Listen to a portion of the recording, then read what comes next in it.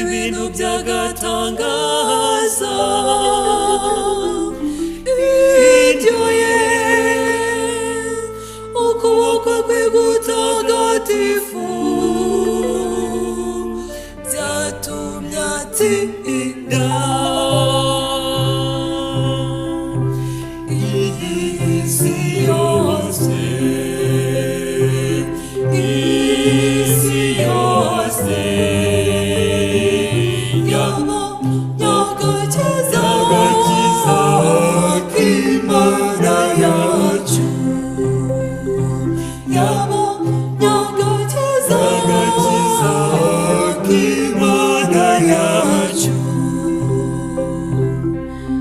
Uhoraho yagaragaje ugutsinda kwe atangaza ubutabera bwe mu maso y'amahanga yibutsa ubuntu bwe n'ubudahemuka bwe agirira inzu ya Israheli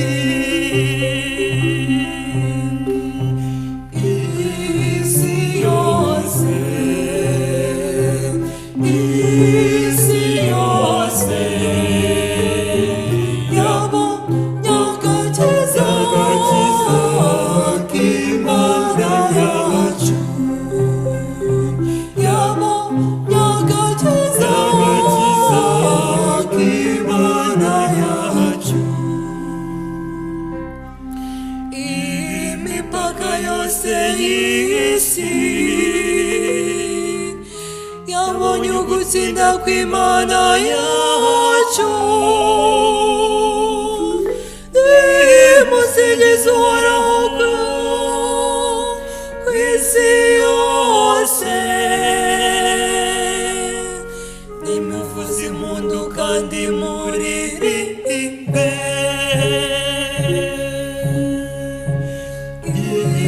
isi yose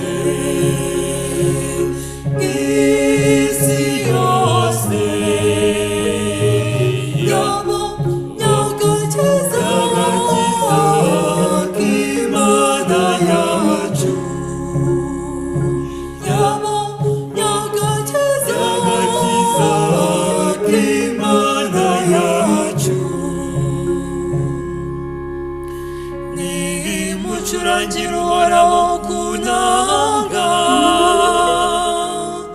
kunanga no mu majwi y'indi